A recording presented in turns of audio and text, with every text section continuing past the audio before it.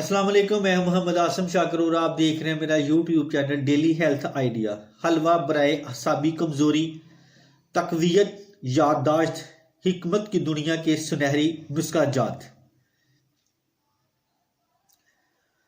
हुवल Shafi.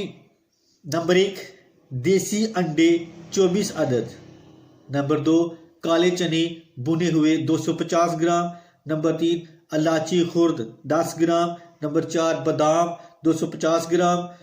Number 5, पिस्ता 100 ग्राम। Number 6, mugs चलगोजा 100 ग्राम। Number 7, शक्कर 1000 ग्राम। Number 8, गूंद फलाई 250 ग्राम। नंबर 2, खोया 500 ग्राम। नंबर 10, देसी घी 1000 ग्राम। बनाने का तरीका। नंबर 2, 7 चीज़ों को पीस लें, अंडे फेंट लें और सफूफ मिक्स कर लें। गूंद फलाई को घी गर्म करके डालें। सुर्ख होने पर अंडों वाला मिक्सचर डाल दें। चमचा हिलाते रहें। आखिर में खोया हल करें, तमाम नमी जज़ब करें।